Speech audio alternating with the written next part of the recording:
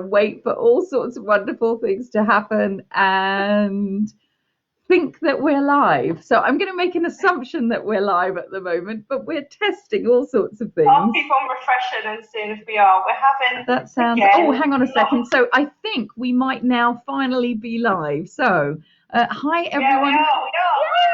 Yay! Right. So you would not believe the wonderful things that we are currently doing here, and seeing how we go. Good afternoon. My name is Helena. I'm Kelly. And we are Speaker Insight, where we help speakers, authors, and coaches to build a portfolio business on your terms. And Joe Fellows is saying hello, so it must be working. So, Joe, just we've been having lockdown tech nightmares with Zoom, as always. which is really good. So right now, weirdly, I'm actually streaming a Zoom from my shared screen Facebook Live facility, which is really rather good. Oh, we will always find a workaround. If Zoom will not let us go live on our Tuesdays, we will fight it. We will find a way. So my sound might be slightly muffled because I'm coming through Helena's laptop back into the world of Facebook, come circumnavigating Mercury, I think. Yeah, I think it's about right. It's about right. So anyway, hello everyone. How are you? You gotta love tech. You really do, and we do love tech, and thank God for that. Is all I can say, which is good. So for those of you who know the drill, the buzz in our business is your little opportunity to say what's going well, what's exciting, what's intriguing, what have you done that is amazing. For you and for your business, or your business as such. Hi Deborah, hi Andrea, and yeah, that's good. They're all joining us. Oh, fantastic! We managed to go live. And Andrea saying, "Oh, the irony." But we will find a way. So we're going to kick off with the buzz in our business. And for those of you who are joining us live, please do tell us the buzz in your business. If you're not joining us live, do a little hashtag replay to let us know. And you can still let us know the buzz in your business. We want to know if you've launched a book or done an online thing for the first time, or whatever it actually is that is working. So Charmaine's saying, yeah.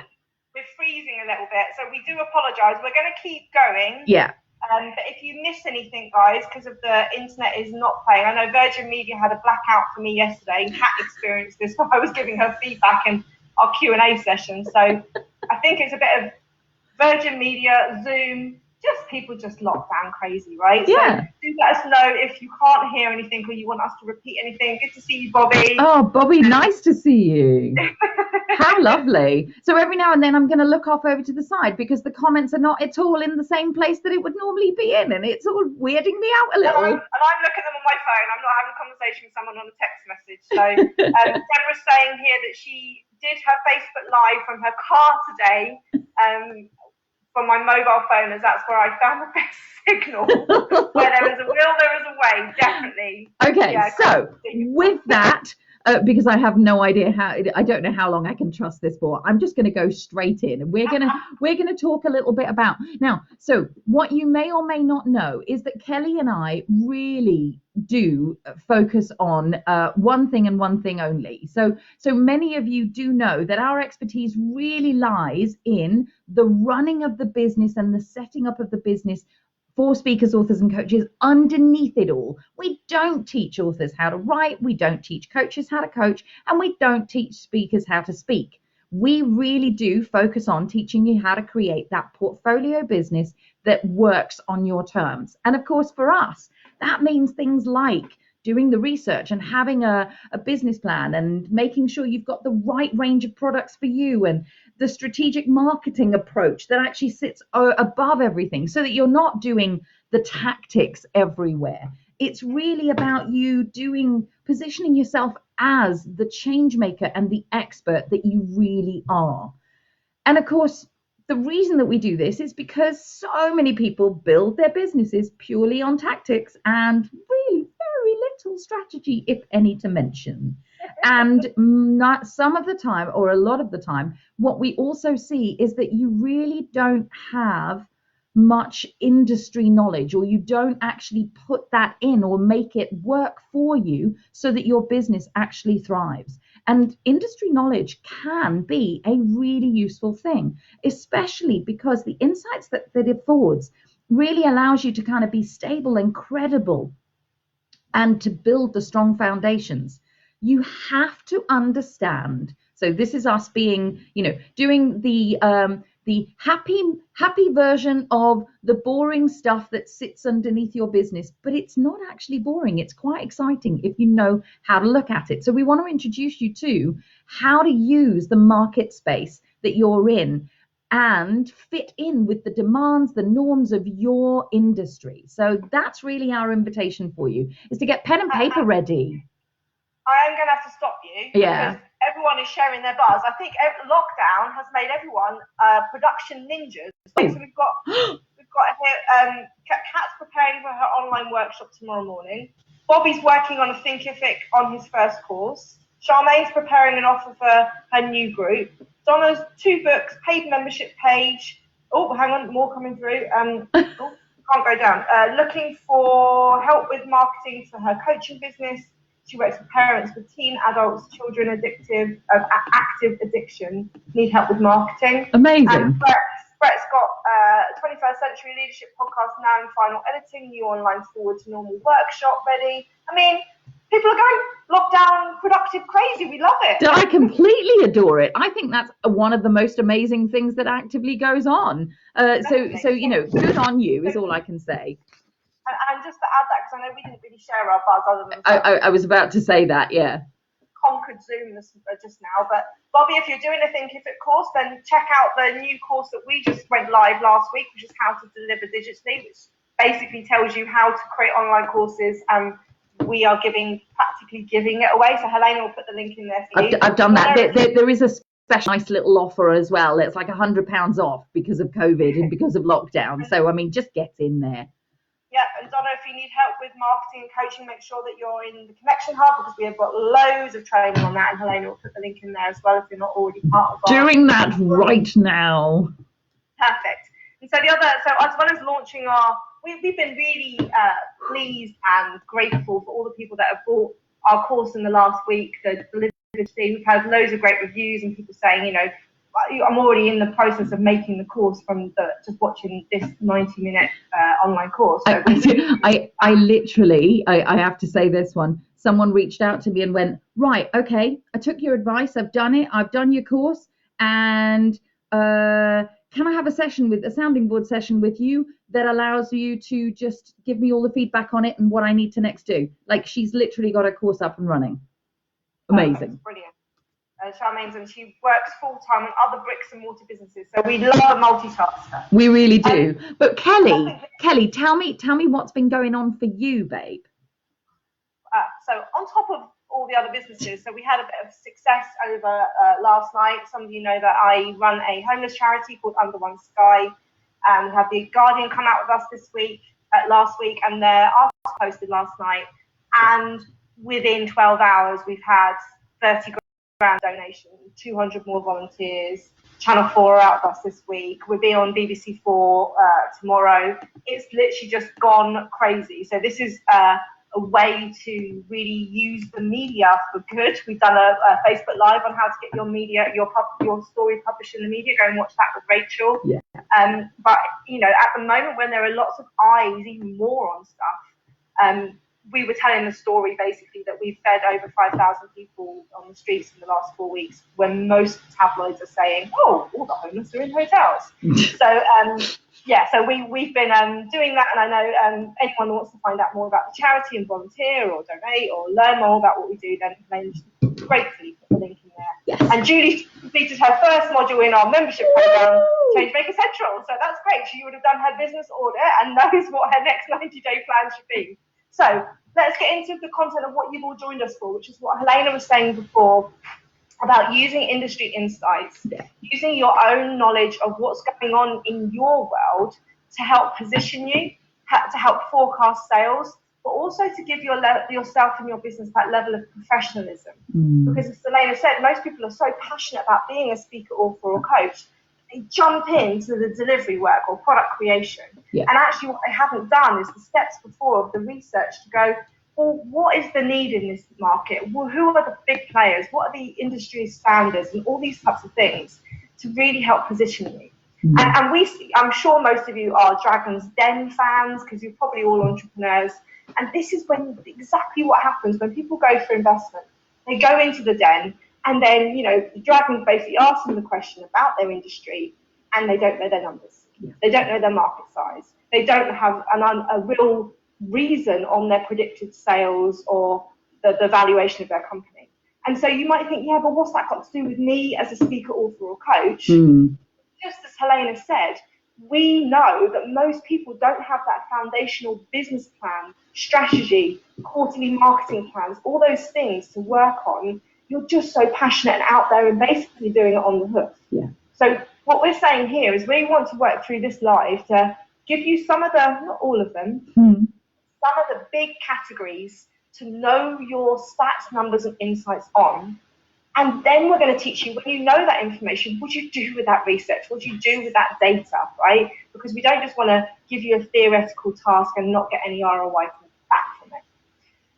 Now, some of you also know that obviously Helena and I, just like, I think it was Charmaine that was saying, she's got lots of other businesses that she runs alongside this. Same as Helena and I, we work on Speaker Insight 1 day a week, every Tuesday, and we have other businesses. One of my other businesses having a speaker agency called Stellar Speakers, and one of my MD, I know that Jo is also one of the agents in there, she's watching here, but Neil Fellows is my research king, right? He goes and researches all the industries that we have speakers in so that he can do the work that we're going to talk you through today. Yeah. So let me give you an example, and I'm going to read this because I just ripped this last night from one of his reports. And I know that Helena's going to say thanks to him. I'm trying to, but actually, Jo, you might need to tag. You might need to tag your husband. Jo, could you tag your husband for us, please, and say thank you? That'd be great. So to give you an example, so when he was looking at, we've got some speakers that are in like the healthcare industry. And so this is one of the top line things from his reports. To give you an insight of some of the things that we're expecting from you. So he says in the healthcare industry, 2016, the UK's total expenditure on healthcare was 192 billion, which was up 3.6% from the 2015 total. Between 1990 and 2012, life expectancy increased by 5 years, with the over 65s numbering 10% of the whole population. The NHS is the largest UK's biggest employer, with 1.7 million people, considered to be understaffed. 692,000, is that right? Yes, that's it. Yeah. Are employed, I'm never good with numbers. I know. Are employed as nursing and midwives. 200,000 are doctors. 46,000 are pharmacists, and 35,000 are dentists. Right, so it's giving you some of the levels of what types of jobs are in this field. The natural healthcare market is valued at approximately 20 billion. Whilst the private healthcare market is valued at 10 billion. So these are just some numbers, right? We then, what Neil goes on to do is identify trends, needs, do the market leaders in that space, and basically see how we can position our speakers and promote them using this information so that we can actually say, this is a need, this is the size, this is the, spend in this industry, etc. So we want to take you through these next few pieces of industry insights that we want you to go and do your own research. Yeah. And then we'll teach you how to use those stats. Yeah. I haven't looked at any comments while I've been going on. No, they've all gone very quiet now. They've all. Yeah. I know. That was the only one I was going to say. Sort of like so that works. There we go, marvelous. And Jo has tagged Neil, which is great. They are an awesome duo. So because here's the thing, right? What we want you to do is these 8 different ways of looking at your business are a way of kind of taking the magnifying glass to what else is required or needed that you could be providing in some way, or what could help you streamline your offering or make your user journey more palatable particularly for a lot of us at the moment. Your avatar may well be shifting a little bit around what's going on, and the industry stats can be one of the things that allows you to not make a knee-jerk reaction into I must go do this, but actually make a choice that allows you to stay within the realms of what your business is, but allows you to also really expand into a little bit more. So I'm going to kick us off with this is a juicy one from my way back when I was doing my A levels. Yes, that is the age that I am. Way back when, sort of economics was one of them. And this brings me right back there because you actively, and you saw that from what Kelly was saying around the numbers, you actively do need to understand what the annual spend is in your industry, because that's going to give you an idea of the chunk of money that people actively spend on a regular basis in and on using services that your industry provides. So this is also the question that usually kind of people fall down, speaking of Dragon's Den and Deborah Meaden. This is the one where they will ask you what that is. And the reason it's important is because the gross domestic product of your industry, i.e. what people spend on it, is vital for you to understand just what tiny bit of the pie you could actively be wanting and having for yourself. It's about understanding the consumer habits and their spending that allows you to see the scale of the marketing that you actually need to do. To give you an example of that, and I have actually got a link through to this as well. In 2016, the ICF, the International Coach Federation, did a massive study of thousands of coaches and got a whole bunch of things out of there. So for those of you who like the dry and boring details, I will put that link in for you when Kelly tells you the next point. But what I want you to understand is this. So for those of you who are coaches, the estimated, so this is 2015, right? The estimated global total revenue from coaching was, wait for it, and bearing in mind it was a global kind of hit, $2.356 billion US dollars, which represented, now, but get this next little bit, because of course the great thing about stats is that you can compare them. That was in 2015. 4 years earlier, it was 19% less. So basically a fifth of an increase to 2.356 billion is what the coaching market is actually relevant to. And that was 2016. And there are some more recent stats which aren't as verified that I didn't want to use. But knowing that, you know that you're in a growth industry. So you can then start to go, okay, well, how do I work with that? So one of the things that you can do to use this data is to know where you fit in the economy. And of course, during COVID-19 and all of these lockdowns at whatever stages that they're at, you can use that to your advantage. And I know that a lot of you have been, because we can see that just even in the buzz in our business. So here's the question for you. Are you, hey Leah, nice to see you, babe. So assessing how stable your industry is overall, despite the buffeting of something like we're going through at the moment, allows you to really understand where to position yourself. Are you a necessity? Are you a nice to have? And it helps you also understand that, if you are looking for investment, if you are looking for growth in some way, you're in a stable industry that is actually growth worthy. That's going to make people look at you with different eyes. So the usefulness of this is the annual spend in your industry will allow you to understand the stability of it and will allow you to actively make some decisions on the longer term. So that's number one for you. And the one that normally ties quite neatly into annual spend, and this is, again, it's another Dragon's Den question, is the second question was, what is the size of your market? And that's different, right? The spend and the size are two different facts. So what we want to think about here is the reason why this is important is not just to know how stable your industry is from how well it's growing, or whether it's a flash in the pan, lockdown spend things being created, is the fact that these are potentially your customers. And then you need to work out here about all the geographical areas that your product or your services is working in. And also, one of the things that we teach as well with a portfolio business is how many of those customers are offline and how many of them are online. Mm-hmm. Because they are two separate markets, and you might look at those stats differently and have different forecasts and different plans to work with them and actually prospect them. Yeah. So this is actually really understanding how many people is there that you can actually work out that's going to use your product. And again, we're talking here for speakers, authors, and coaches where you're a service-based business. It's not like you're gonna, and I'm gonna come up with a really stupid excuse, I haven't thought about this, but it's not like you're selling someone a washing machine that lasts for about 10 years or whatever. It's a one-off purchase. This is a regular, ongoing relationship for, for quite some time. So your lifetime value of your client is normally a lot bigger than somebody who's selling a widget, which is a one-off buy. So this is what we're saying here. If you understand the spend, which is what Helena said, then you understand the size and all the details about geographically in the UK, we've got this amount. If we went to expand into America, we've got this. If we go on to the online, we've got this. Because then you can start staging the growth of your business. You can put that in your business plan and your marketing plan, that we're going to hit this geographical area first, then we're going to go online, then we're going to expand internationally. And this helps you, again, forecast. So when you're using this information, you use it to basically see the scale of opportunity that's in front of you.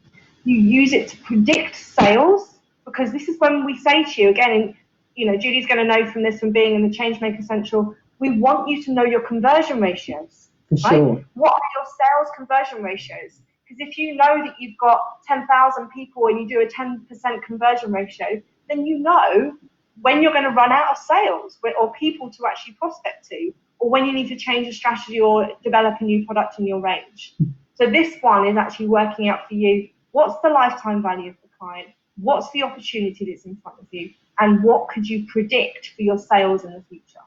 I'm very impressed. It doesn't actually look like anybody's left yet, Kelly, which is quite... We did this in lockdown, so you literally had no choice. and we say this to bring a little bit of humor in, but to help you really understand that when you put these foundations in your business, you really do end up building robustness in. So the third thing that we're going to talk to you about, changing tack a little bit. So those are knowing the big global things. Now let's get a little bit more in depth with you. I am absolutely certain that pretty much everybody here listening knows what a SWOT analysis is.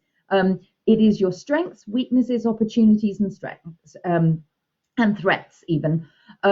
It's one of the first things you really should do when setting up a business, or indeed a new product. So anytime you do something new, I would highly recommend that you actively get a piece of paper out and do a SWOT analysis. Because what it allows you to do is, it allows you to understand where to position yourself, your business, that product, and to understand not only where it fits and what you have available for it, but also what the gaps are that allow you to actively get it out there to market, and whether indeed it's a harebrained idea or something that would actually be really useful for you, because it's going to meet that the unmet need. I have to say this because it's really present and it's not going away from my head, so I'm going to say it now. You were talking about the size of the market and the growth of specific things. In COVID times, do you know the percentage of increase of demand for rubber gloves? I wonder what you're going to say. On Amazon, stop it. Yes, rubber gloves. It is rubber gloves, or like no, just normal rubber gloves. So on Amazon, because I was geeky and I did go and have a little look at some of these things. On Amazon, the increased demand for just normal rubber gloves, latex gloves, for example, for people going shopping, I guess, etc., is 682%. I know, right? Stop it already. Kelly, I'm going to leave Kelly in her own world and tell you about SWOT analysis. At least Charmaine thinks we're funny. Yes, I'm delighted. I'm absolutely delighted. We aim to entertain, partly to get you to know all the important bits of the business, but with little trivia in between, which is all that works. So for those of you who've never done a SWOT analysis, or it was a long time ago, here it is. So the first two parts are really kind of what I would call the internal. It's all around the strengths and the weaknesses that you and the business have. And I would definitely, I'm always going to say there's you, there's your business, you serve the business serves you. But within that, you have strengths and the business has strengths, and you have weaknesses and the business has weaknesses. And the key thing when doing a SWOT is to put judgment off to the side and to just make it a really factual exercise that says things like, on the internal level, your team, the numbers of people or the strengths of your team might actually be one of the strengths in your business. Marketing may actually be one of the things. So for example, being really honest about it. If you think about your business right now, if you're already doing online delivery, brilliant, amazing, and have that knowledge, that's a robust advantage right now. You can lead the way out of this. That is a real strength in your business.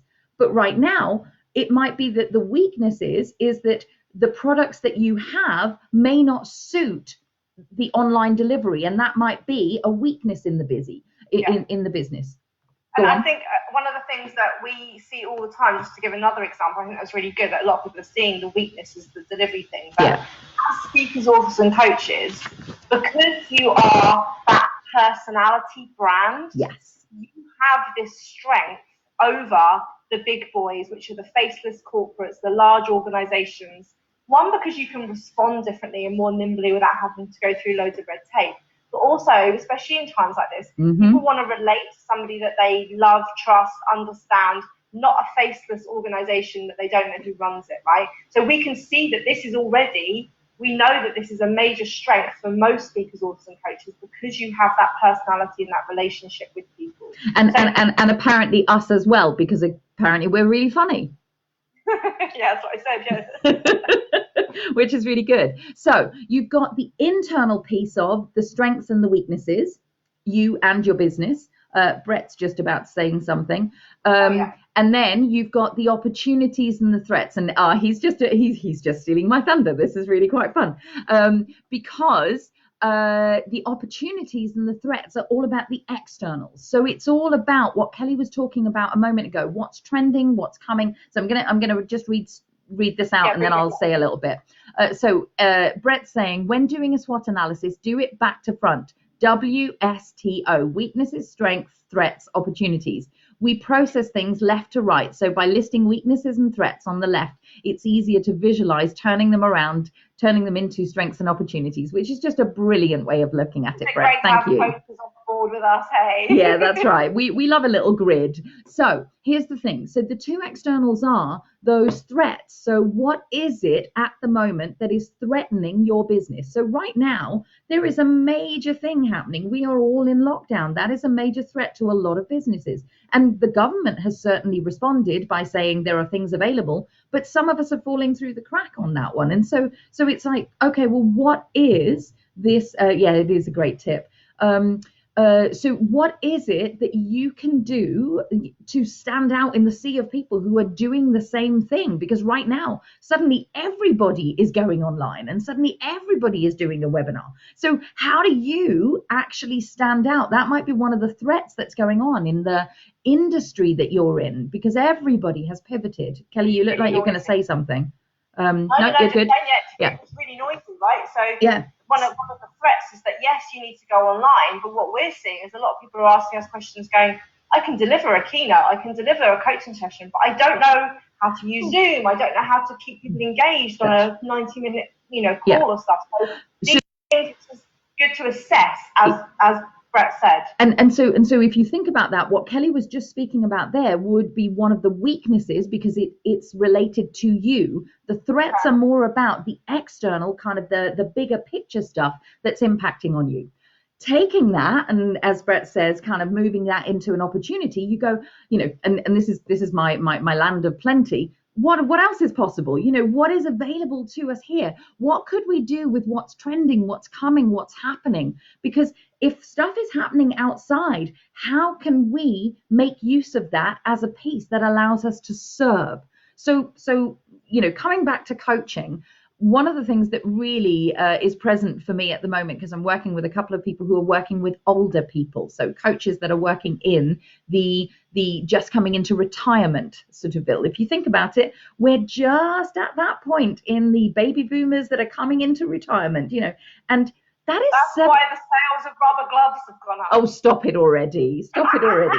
But there are, like, I mean, seriously, there are 75 million people who are at that stage where they are coming into retirement. So the industry of coaching, just to take it back to that, the opportunity that's available for retirement coaches, i.e., what are you now going to do with the rest of your life, so to speak? People who are at a loss, they've left work as is, and they are now heading into this next new bit.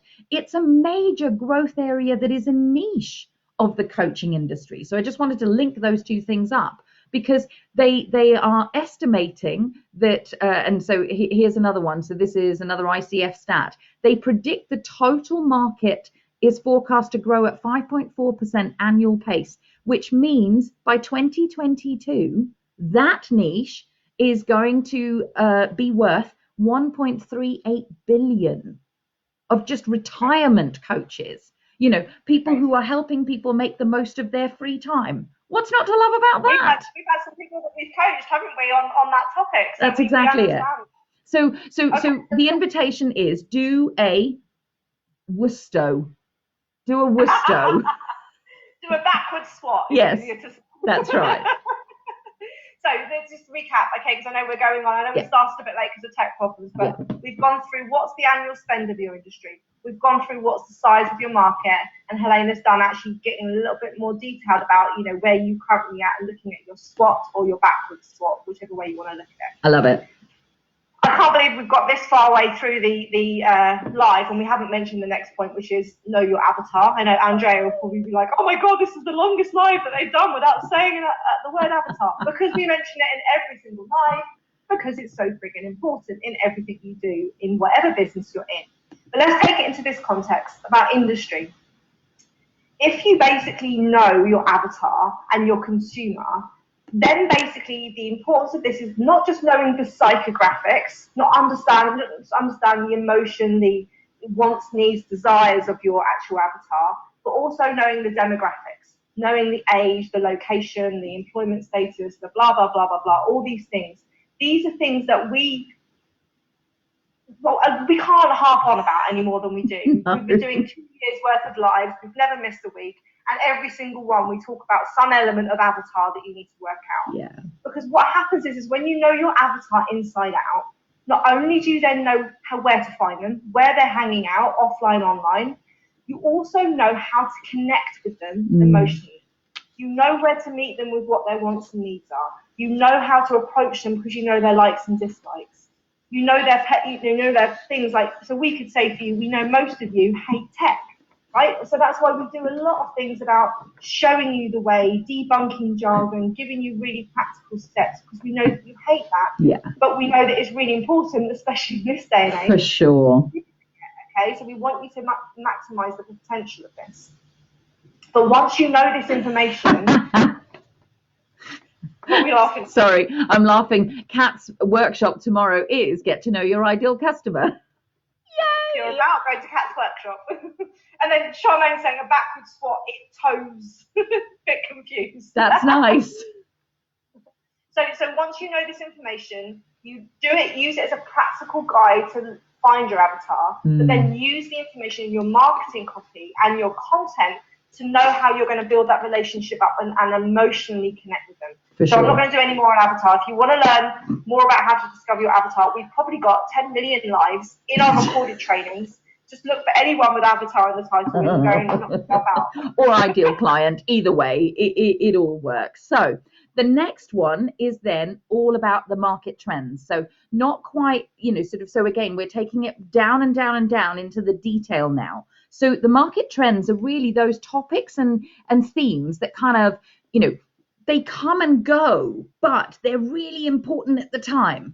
And what's really important for you is that you are with the times, that you are relevant, that you know what's going on. So right now, that isn't about being an ostrich and kind of going la la la, nothing else is happening. That's about saying, okay, let's see what's going on, but also knowing things like not to keep using words like pivot and not to keep using words like the new normal, because actually it's beginning to peeve people, and just staying relevant and current and being on top of things, and actually actively setting aside an hour or two on a weekly basis.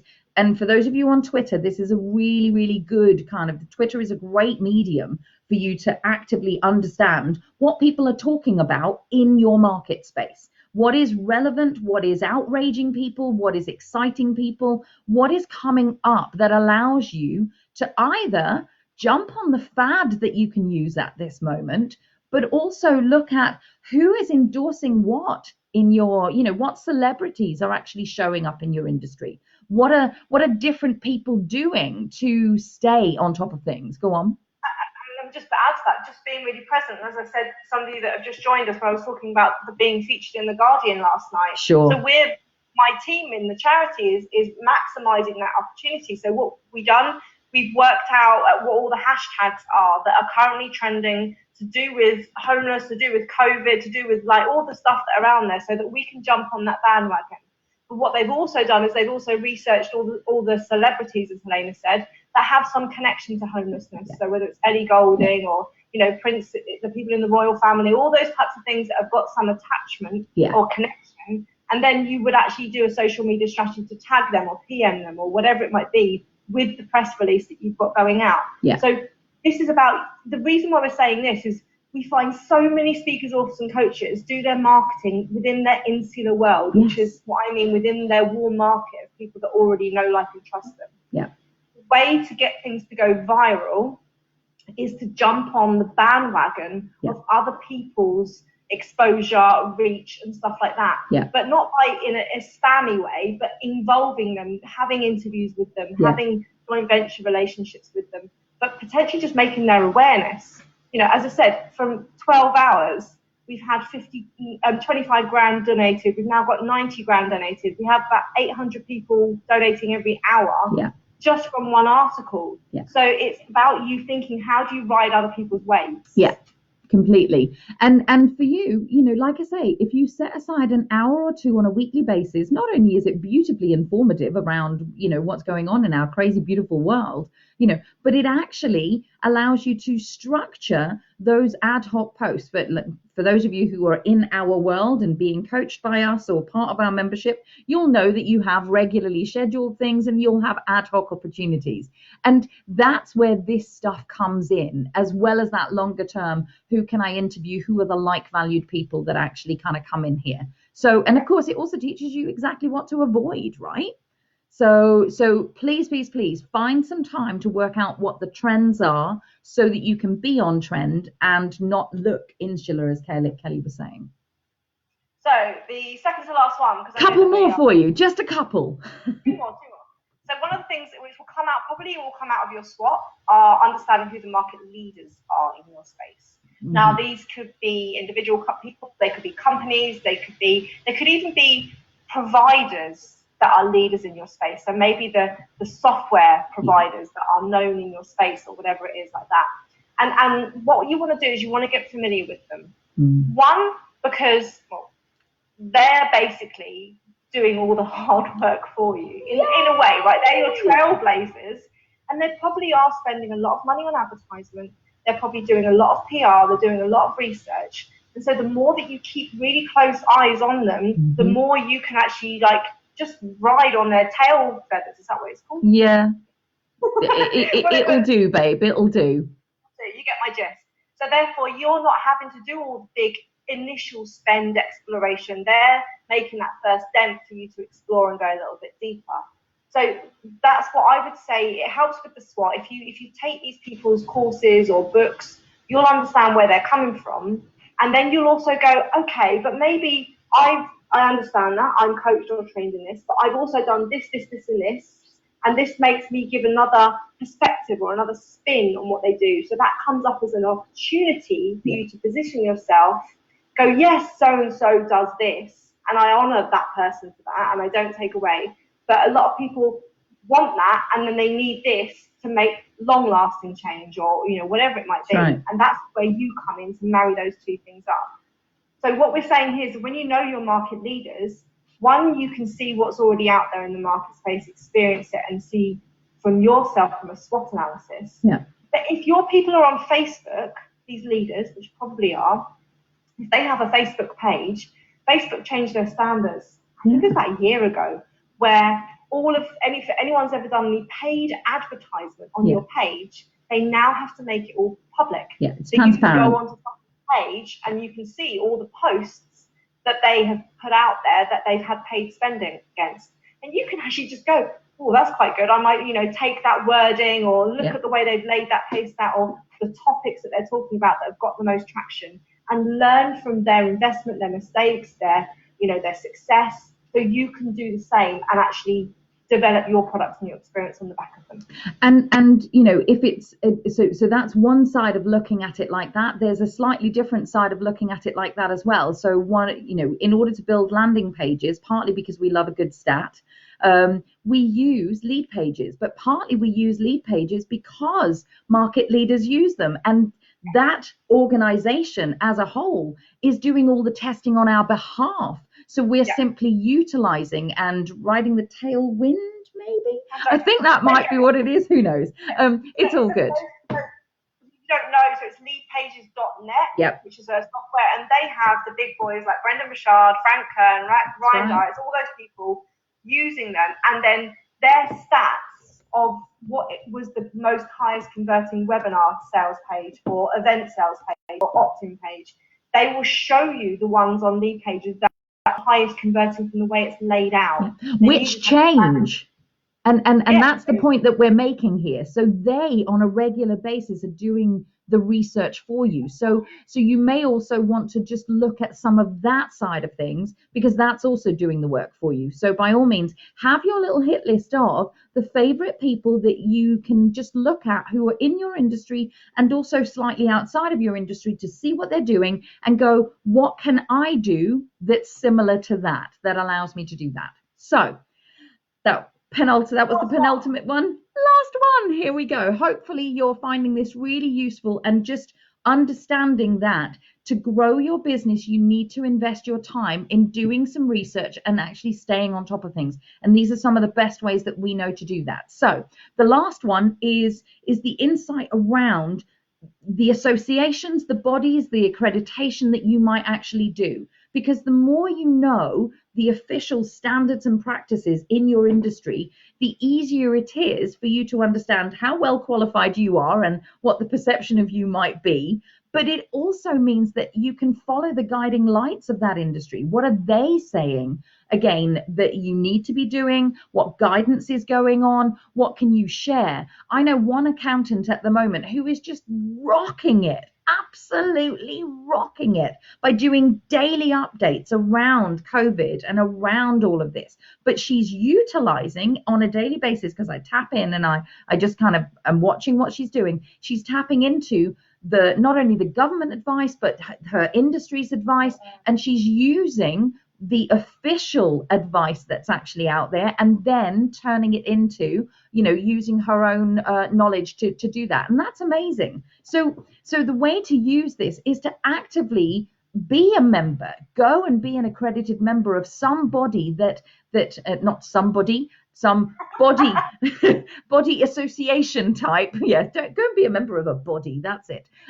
But an association that actively endorses, if you're a marketeer, Chartered Institute of Marketing, etc., because what that allows you to do is partly, you get the information, but also you get the borrowed, and I love this term, the borrowed credibility of being part of that then allows you to put the logo on your website, that allows you to endorse yourself through them.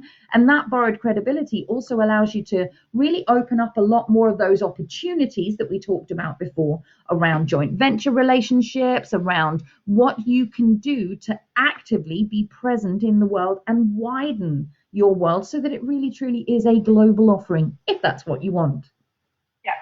And when you are accredited with these people, or you're aware of them, or you support them, or you refer to them, which is what we do a lot, to the PSA or to coaching institutions, which we've done some lives about, but is also they are potential joint venture relationships, right? They are potential referral partners with you, so that you can actually have this more of a relationship rather than just have it as borrowed credibility. We know, one of the people that we're coaching is working really closely, again, in the accounting space, but with the accountancy bodies and actually having that relationship and that joint training relationship together. And of course, sorry, and just the opportunities that are also available there, you know, they all need speakers, and we are, you know, speakers, authors, and coaches. Go figure. So we have been going on. I know we started later, so yes. we're giving ourselves a little bit potentially this is actually one of our shorter ones, but we began later. Shh. So what we want you to do, pick all of them or at least one of them to go and do some research with.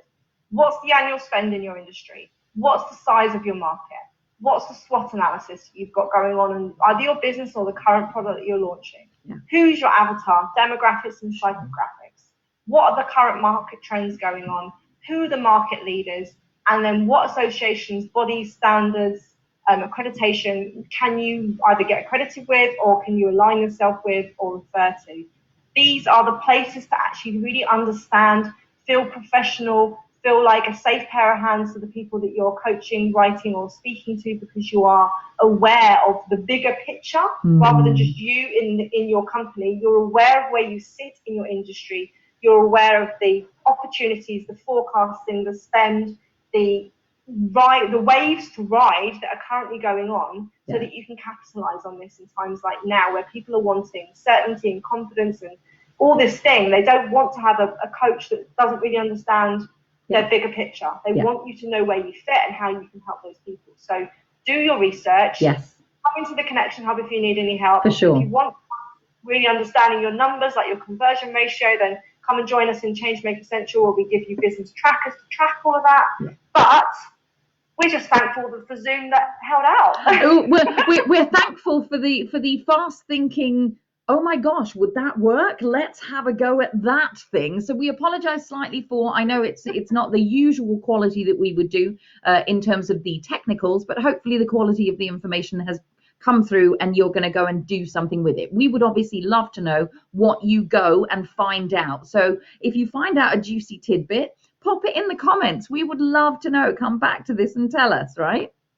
Many blessings. Have a great, wonderful week, and we will catch you next week.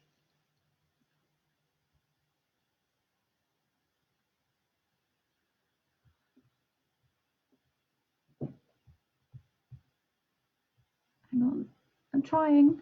My mouse isn't working.